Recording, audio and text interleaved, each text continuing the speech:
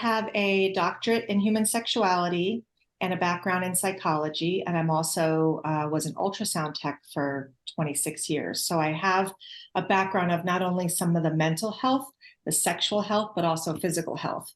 Disease processes how the body works. And so I consider myself a clinical sexologist and a certified sex and intimacy coach.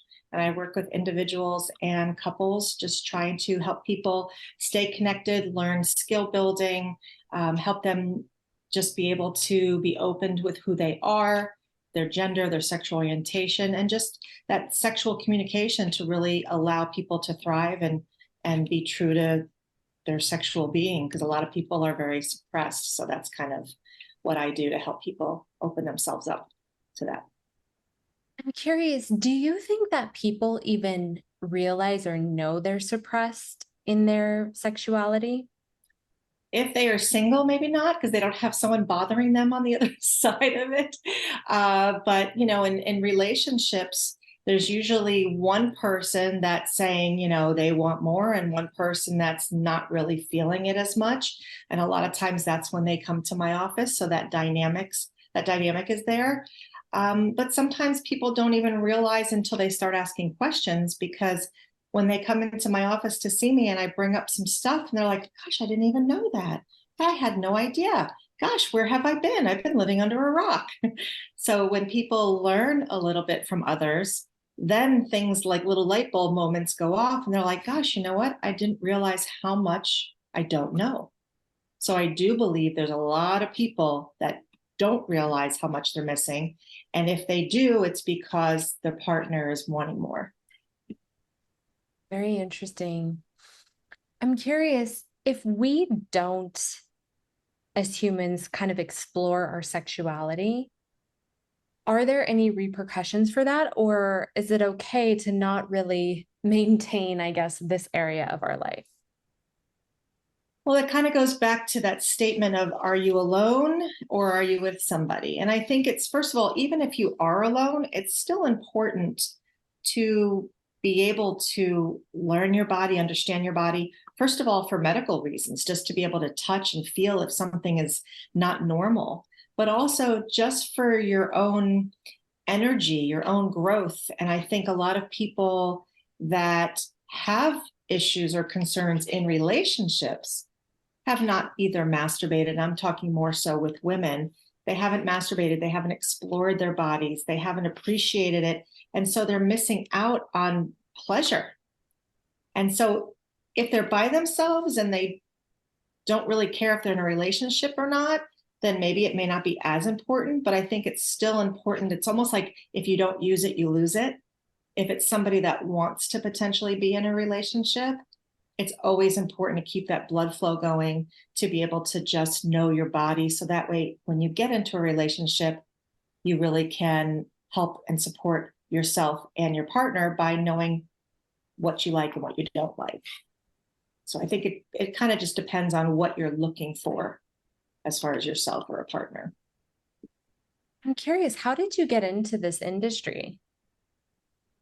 Oh gosh, when I was in high school, people used to call me Dr. Ruth, the famous Dr. Ruth Westheimer, because I was the person that everyone came to talk to, and I was very open-minded, and I was always pretty sexual myself. And I realized that there wasn't a lot of people to talk to, and so I was always that person that people came to. Once I got to college and got married and had a child, one of the things that really got me focused in on this field is that when I gave birth, I wound up tearing a lot. I had complications. And after that, I had painful sex for 6 years. And there was nobody around to talk to. Nobody understood. Everybody, my doctors were saying, oh, grab a glass of wine and just relax. You're too tense. And I'm like, my first name was sex. Okay. Don't tell me I have to relax to have and enjoy sex. And so I was so disappointed. I'm like, these people are like assuming that I am not interested in it. They're saying I have pain because I'm not relaxed enough. But when you take a knife and you pour alcohol on your boo-boo after you cut it, that's what it feels like. That it's called pain. And so I think that after that point, I wound up actually meeting a sex therapist, and I'm a sexologist and a sex coach. I don't do the therapy aspect of it, but I realized the damage it was doing to my relationship to not feel like myself, to not be, I didn't feel like a woman, like a wife, like a lover. And I went and I saw a sex therapist, and it really helped a lot. But there was only one person in my area that was a sex therapist. And so I said, you know what? We need more of us. And having the background of the ultrasound that I did, the medical background, and just being a sexual being and very open-minded with myself, I said, you know what? I'm going to back to school. And I went back to school after my psychology degree, and I did the master's in clinical sexology, got my doctorate. And then I've been doing this, helping people with everything. And I just feel like so many people come to me, they're like, oh, we didn't even know you exist. And I feel like, gosh, for me, this was, I don't even know how many years ago. My daughter's 22. So it was 21 years ago I dealt with all of this. And it's still not even at a point where people know we exist. So that's kind of where I got my start. Yeah, that's really fascinating. So pretty much you got your start because you had a need, and then you realized that your options were really limited for support. And you're saying even 21 years later, it's still not where it should be. And it's so interesting because a lot of sexual health professionals say this, that there's not enough research, there's not enough education, there's not enough of us. Right. And it's interesting because our sexuality is such a primal driving factor of being a human being. You I would mean, how are we here? Someone had to have had sex. you would think that there would be more like of an urgency almost to study this. Why do we look away from it? Why aren't we studying it more? Why aren't there more sexual wellness and health professionals? Without getting political, I think a lot of it is religion and politics, unfortunately, because there is so many people that feel a certain way or look at sexuality as something that is wrong or taboo, that things are being taken away from us. Education is being taken away. Things are just not being provided for us to learn. I mean, in school, if we learn anything about sex, it's about anatomy and physiology. There's no teaching about pleasure. There's no teaching about how to have a relationship. None of that. You barely even know like what a clitoris is for. I mean, most people have no idea. They think, I don't know what it's for. I'm like, it's for pleasure. That's all it's for. It's just for pleasure. And so the education, everybody is like, well, you can't teach that. You can't teach that. You can't. So instead of trying to figure it out, they just take it away. And I think that if more people can understand that we are born as sexual beings, here we are as a sexual being, and then society, religion, all these things keep covering you as a sexual being and then squishes you. And so if we kind of peel back some of those layers and allow us to just be who we are, I think that people can be more accepting because we're all different. We all like different things, but yet we all should be able to appreciate and enjoy pleasure. So it's a hard question to answer. I wish that it was a little easier for us to have that education.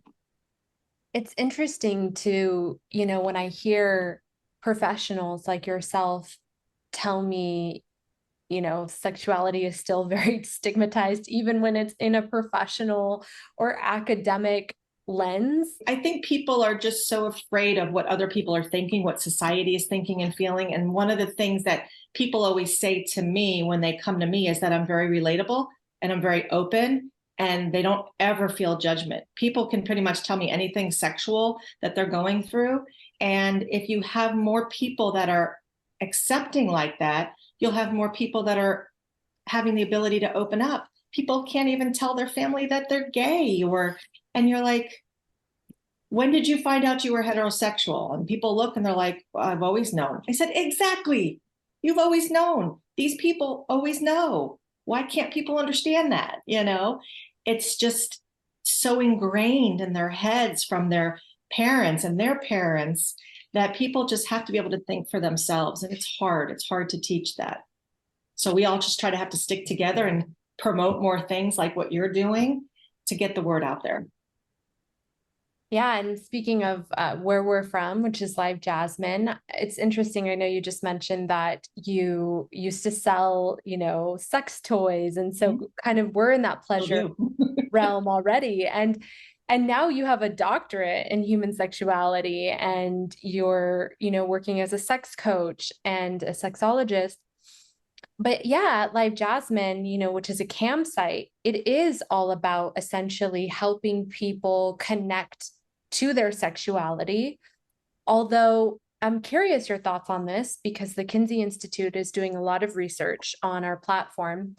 And they've found that actually the models who are making the most money and having the longest calls on a private, like length of time, what they discovered is that the model and the member are talking about Life. It's Yeah. like this is my guess, but I want your thoughts on it. My hypothesis, if you will, is that because they're going into it in this vulnerable state of sexuality, like the member, for instance, knows that this is an appropriate place to talk about sex, to share his fantasies, act them out, whatever.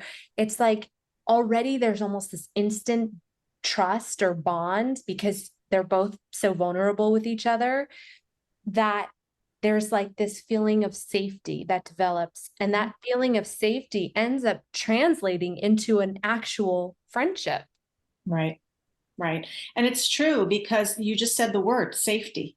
When people allow others to be vulnerable sexually, intimately, it can explode a friendship, a relationship, a marriage, not even just sexually with a partner, but even with family members, with kids, being able to. And I don't want to bring kids into that type of thing, but you know what I'm saying. Just being able to allow your children to say, yes, I'm normal as far as you know, kissing your husband in front of your children. There's so many people like, well, I don't want to kiss in front of my kids.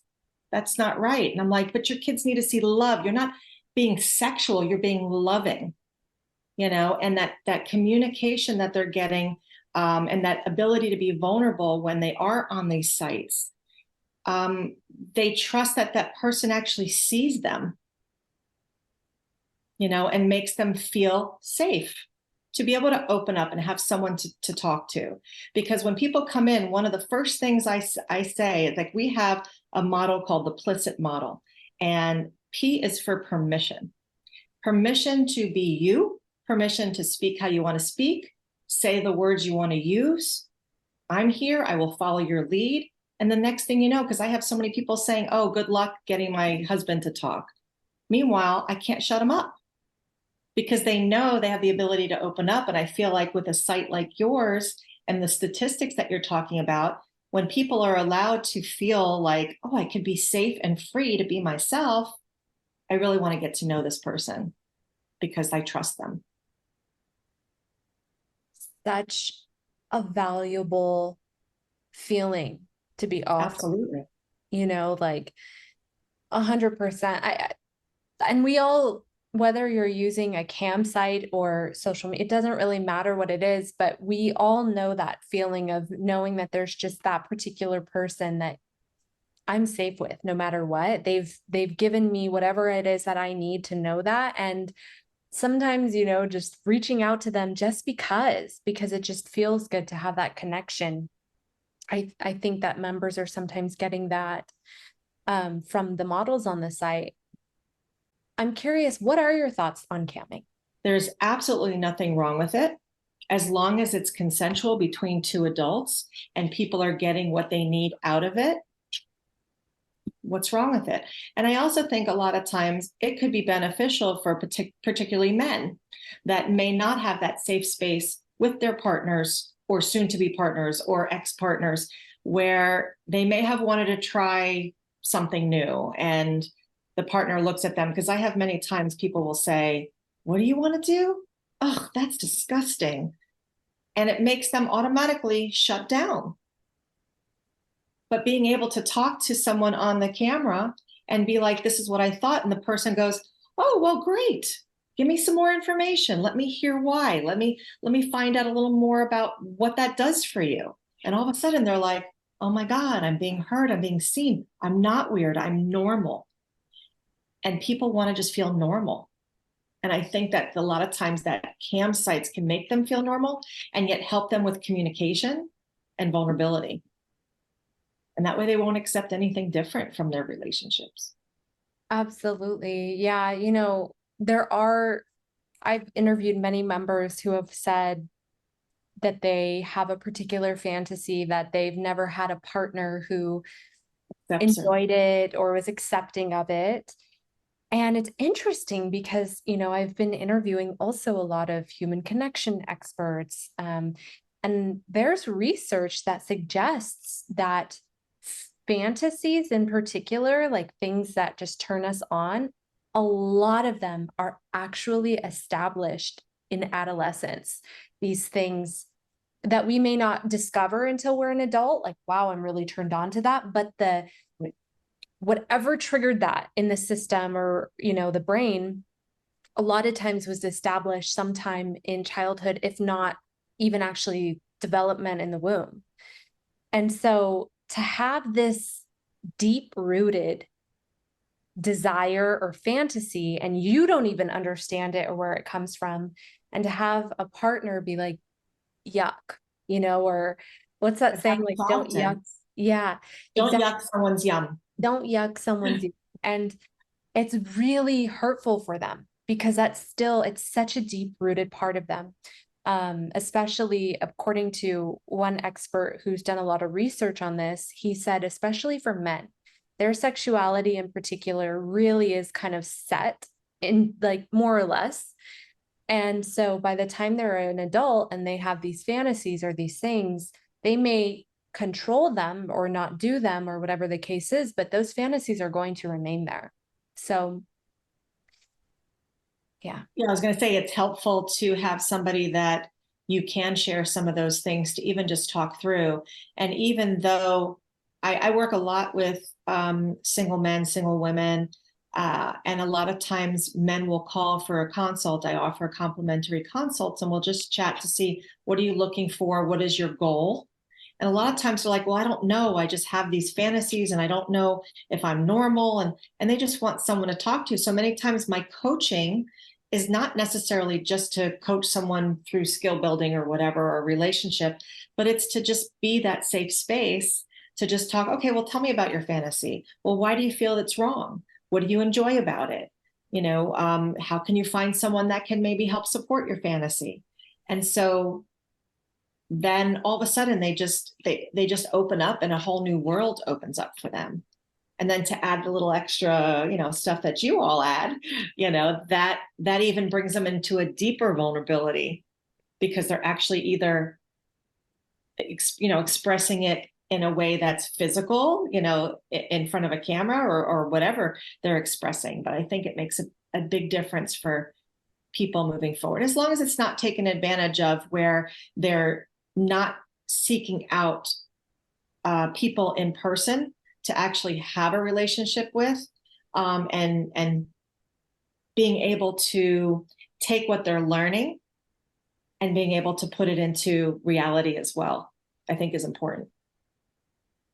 It's interesting because a lot of models will say, I feel like a therapist a lot of times, Yeah. because I listen to them, their problems, their issues, whatever the case is. And then, I mean, really, they listen to them, what I mean? Like, Yeah. they're just listening. And that does allow someone to feel heard and seen.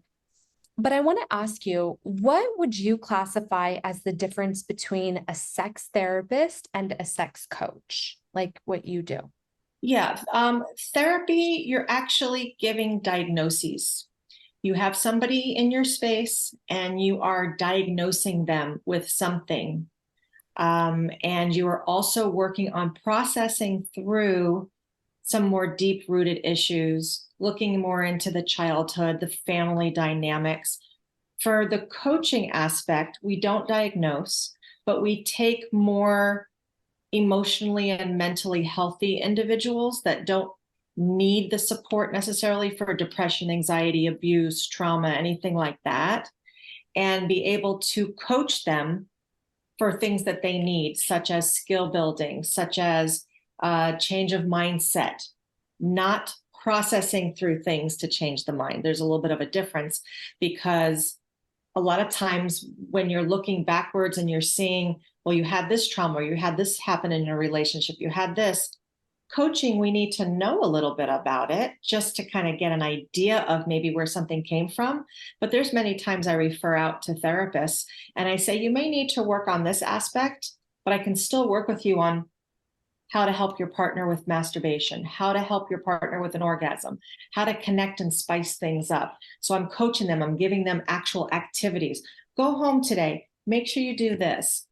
See you in a week or whatever, things like that. So that's kind of the difference, is that the therapy is a little bit more for the mental health and I'm more about sexual health and moving forward rather than processing through anything that needs to be addressed, if that makes sense. Yeah, I can see how both are probably, they work hand in hand. Absolutely. I mean, I've sent someone to a sex therapist because a lot of the traumas that she never went to therapy for previously kept on creeping up and caused her to not be able to move forward and do things that were coaching because she didn't get past the other stuff. So I would send her, I said, get past some of that and then we'll help you move forward. So it's kind of like the therapy is a little bit more of the background and the other one's the more of the foreground. That makes sense. I'm curious what you think about sex tech and AI. If you have other ways to be able to support sexual health that can be beneficial, I would say go for it because, I remember there was a lot of experience with people doing things hands-on, not being on the computer, but actually doing things hands-on to help women or to help men being able to orgasm or release stress or the pelvic area, things like that. Betty Dodson did a lot of things, a lot of work with, orgasms for women. There's not as many people, I think, that know how to be a little bit more hands-on. And because of the legalities of everything, people are always afraid to touch. So if AI can help with that, I think that's cool. Yeah, it is so interesting what, I'm going to have to look more into it because I didn't realize all that stuff. So that's great. yes, there's a lot that people are doing with like exposure therapy with phobias or fears. And then again, people that are needing companionship, where camming actually is a really great place for people that need companionship. It's an actual human being. Right. But yeah, some people are using like AI personalities as their friend that they can design. It's really interesting. There's an app called Replica that I just heard about, and it was actually created where you can design a person exactly how you want them. And then you have this relationship with them. It's an AI being, but Okay. the person who created it had lost her best friend and created it in order to recreate her best friend in AI. And so you can like give this software messages of how that person talked, their personality, and it will replicate it. Wow. It's fascinating. Now, the only thing though is that does that take you away from actually forming real connections outside, or does it help by giving you confidence on being vulnerable and being able to open up to maybe something that doesn't exist, so to speak? That's, I think that's maybe where the question comes. Is it too much? Is it not? And I think that my guess on that is that it's probably based on the individual. Like some people are going to just take, and it's honestly, it's the same with camming. There are Right. members who have told me when I've interviewed them, like, because I had such a positive experience with this girl who looks like a goddess, who he perceived as out of his league or whatever, he then felt very comfortable to, when he was at the bar, approach women and ask for their number when he had never done that. He told me Gave him confidence. it gave him confidence. Yeah, like this one member I'm referencing in particular, he told me, you know, if he ever had a connection with a woman, she had to be the one to approach him because he was so shy to begin with. And now he actually has the confidence to approach women. And actually, it translated into his work as well. He said his boss has been saying, like, hey, you're really doing a good job and you seem more on it. And so just having a, you know, having that boost of feeling loved or, you know, seen by this person that you idealize basically really can do something for your confidence. And in that case, he was translating it into his outside world. I'm sure that there are members who get so sucked up in that online relationship that they don't feel a need to have Right. in-person connections. So I think it just depends on where the person is at on their journey, depending on how they use it or not. But it is really fascinating. Yeah, no, I love it. And I think that people might say, oh, well, of course they're going to talk to you. They're getting paid. But I think that there's more to it. I talk to my clients because I'm getting paid, but I also do it because I love helping people. I love connecting with people. And for you to do what you do, it's about that connection. It's about being able to know that you're helping someone, that you're making someone feel good. And that's kind of like more of a payment sometimes, you know? And I think that when you start getting to know people, when you have those longer conversations, like we were saying earlier, how it's not just about sex, it's about life, you actually get to know the person. And sometimes you would even look forward to working with them. Oh, good, I get to work with so and so. This is a cool person. We get to chat, we get to hang out, you know? So I think that, like you said, it's kind of about the person, where they're at. But hopefully, people will bring some of those skills that they learn and the vulnerabilities to reality where they can form a positive relationship. Absolutely. And, you know, to further your point, I just interviewed a model earlier today, and she told me when she is not vibing with a member, she will tell them, like, I think there's probably another model who's a better fit for you.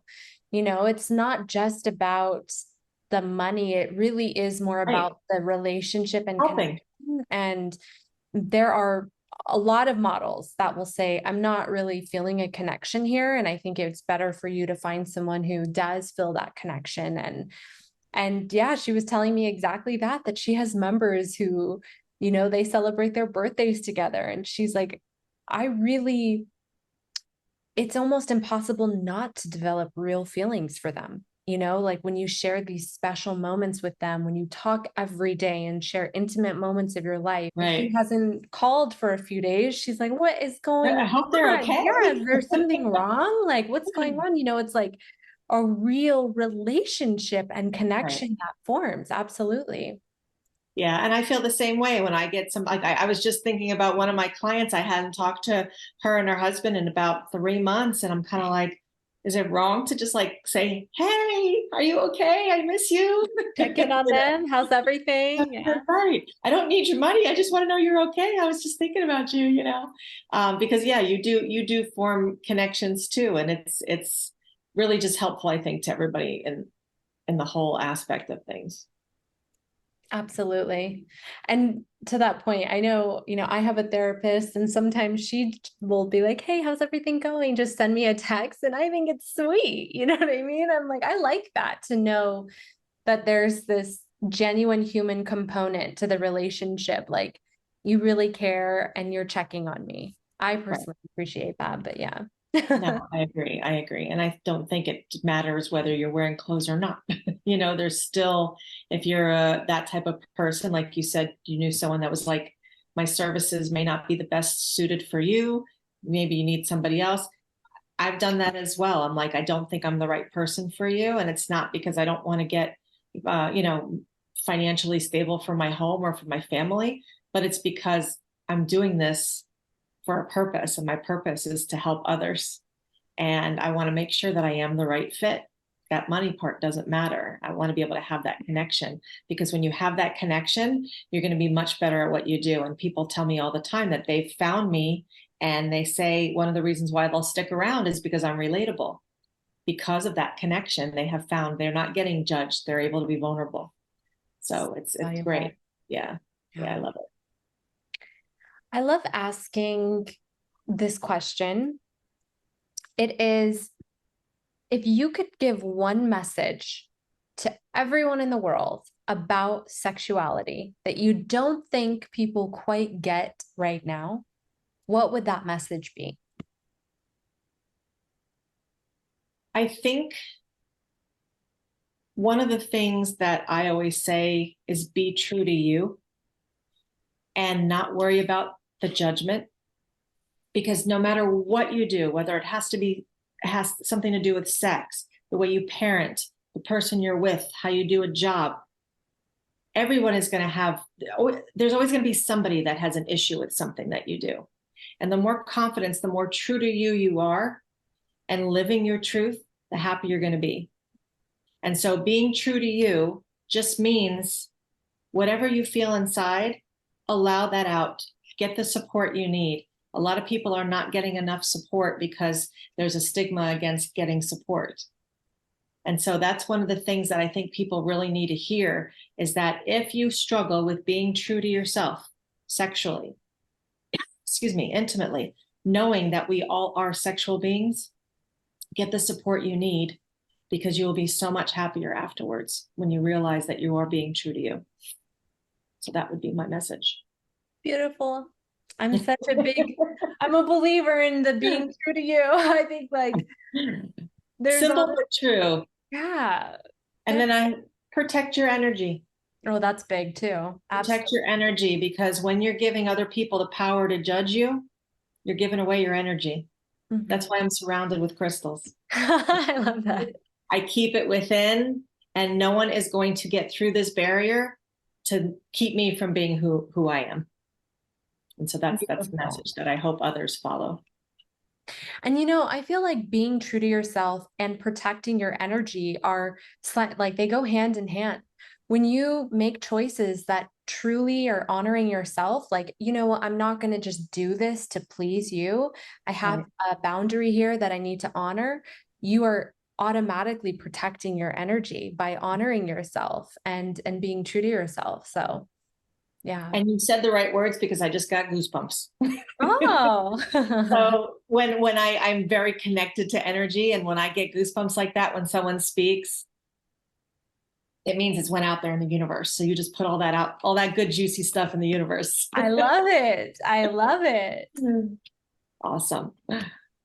I'm curious if there's anything about human sexuality, this industry, your work that we haven't talked about, but you want to share. I think it's important that people know that we're here to help.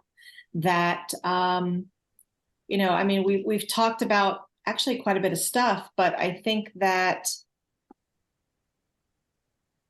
if people are dealing with shame and guilt and worrying about what other people are saying, just look within yourself and say, how does this serve me now? Maybe, and where am I getting the information? Am I getting it from my parents, who got it from their parents, who got it from their pastor, who got it from this person?